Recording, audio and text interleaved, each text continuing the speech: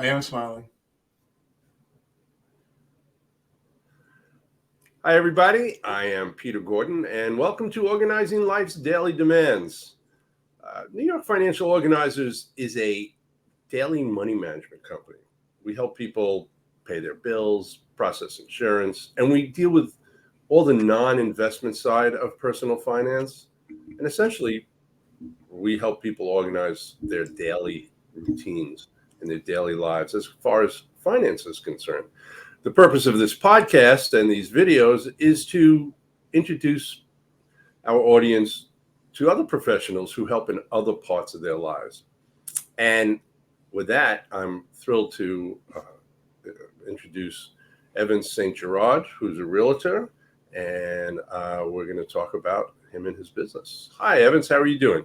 Good morning, Peter. Thank you for having me on. It's my pleasure. My pleasure. So actually, we met through a client a number of years ago who introduced us because he was selling his mother had to sell her house, and that's how I met you, and I was smitten immediately. So you guys did a great job. So I'm going to ask you some questions, and the first thing is, what's your background and how did you get into the real estate business? I'll try to make the shorter version because it might be too boring for the audience. In a nutshell, we got time. All right. Well, in a nutshell, I was working in a different company. Real estate wasn't something I chose. It kind of chose me, I guess.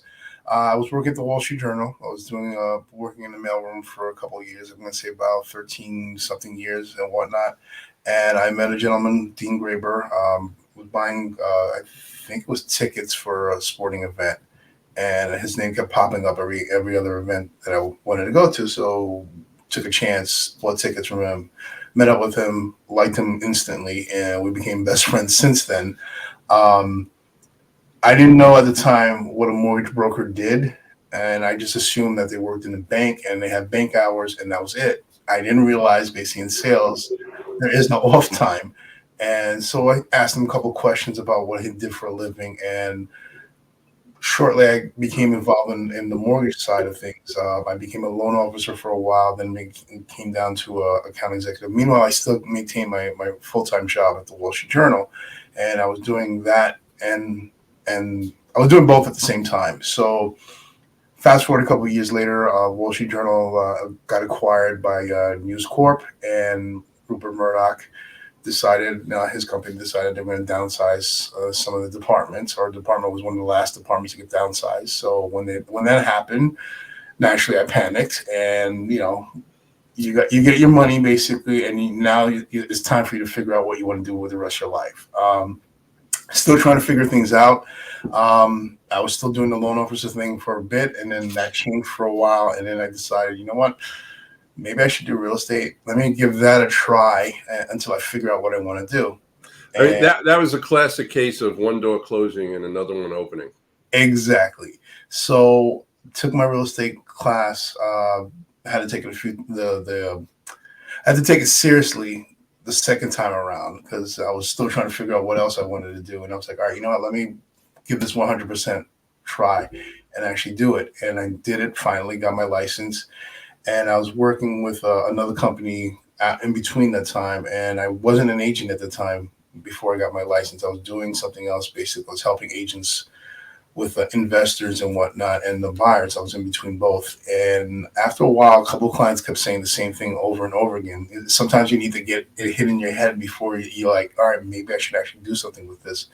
The clients all kept saying the same exact thing. Even though I wasn't the agent, there was another agent involved, a couple of agents involved, and I was just a go-to person.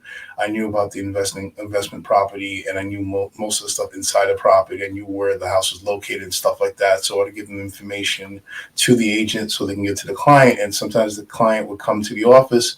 Agent was out running around showing properties, and I was at the office, so we were talking for a bit. I would tell them, here's the conference room, make yourself comfortable, turn on the TV.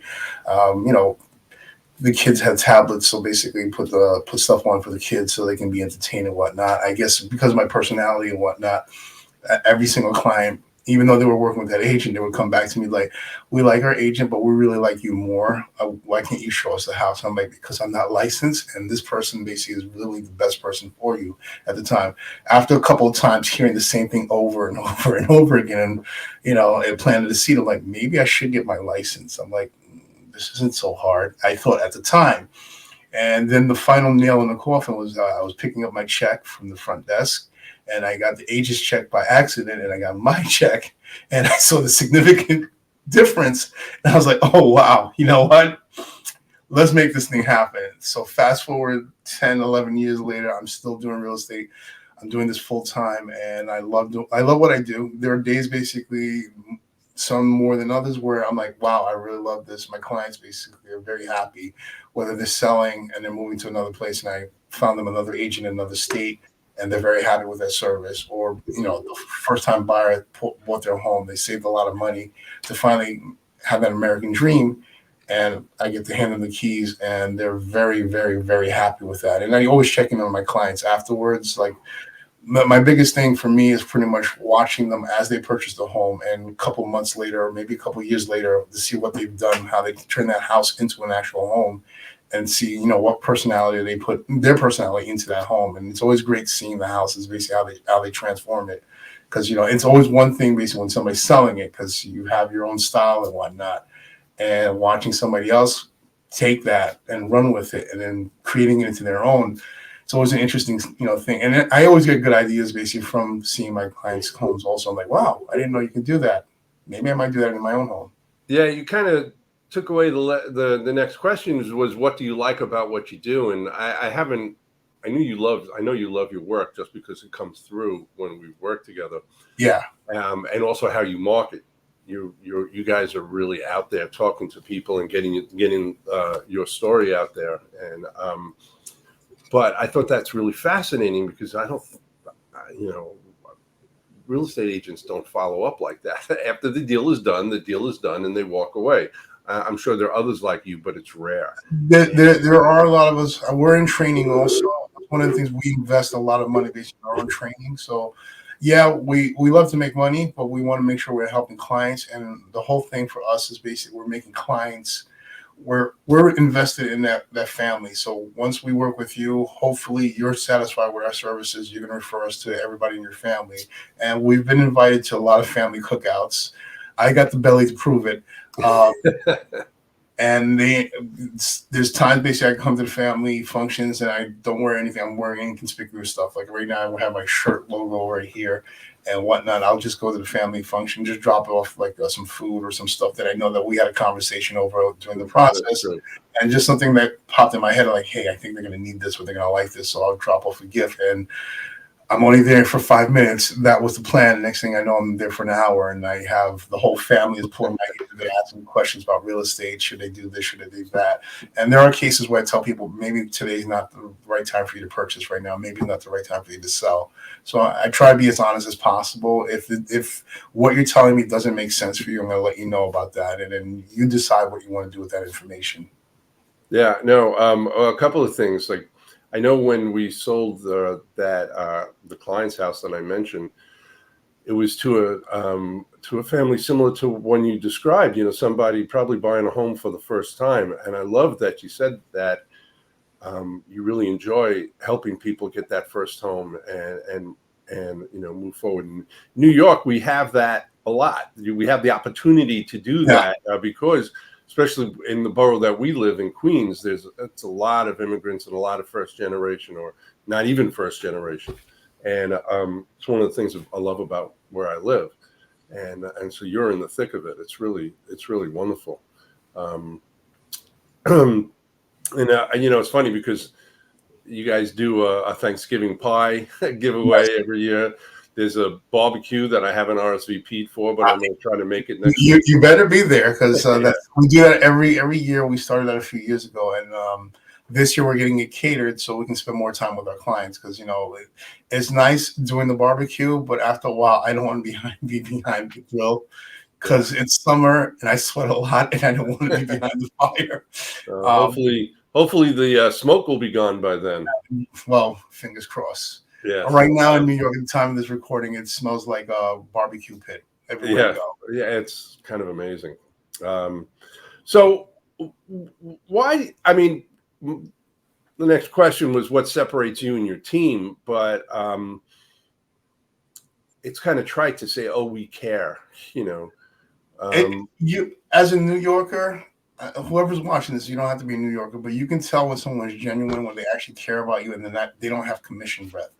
Sure, we want to make money, but basically, obviously, if this situation that you're looking to do, whether it's buying or selling or investing in real estate, we're giving you all the information, and we really feel that based on the information that you're giving us, this might not be the time for you to do this right now, or maybe you need to hold back and wait till you get a better situation to make that happen. We're gonna give you the honest feedback of what's going on, and you choose to do what you want with that information.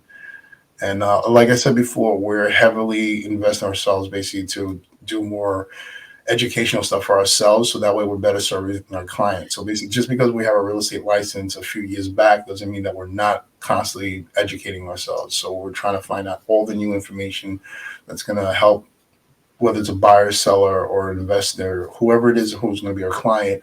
We want to make sure that we arm ourselves with enough information. I have the plaques on the wall right in the background to prove that, I'm constantly spending my money that I make to educate myself. And Yeah, no, and other that was my experience. You gave us. It was obvious you had a depth of knowledge about the home, about the neighborhood, and the potential buyers. It was really great. And recently, I referred you to a colleague yes, who and that happened really quickly.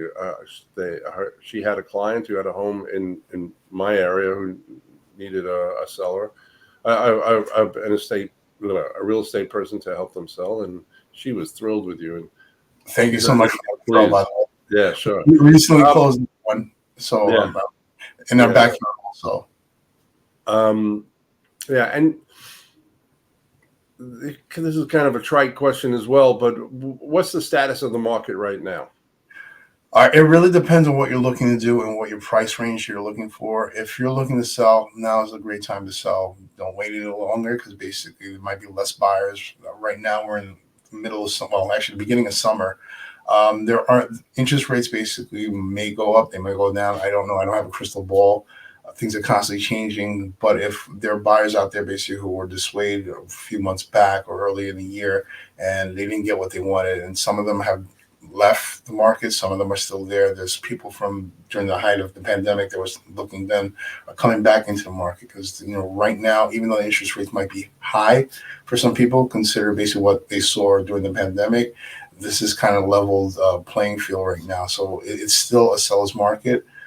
Buyers can find what they're looking for. They just have to hang in there. They have to have the right professionals. And the key thing is to listen to the professionals. Whether you're a buyer or seller, listen to your professional. That's what they do on a regular basis.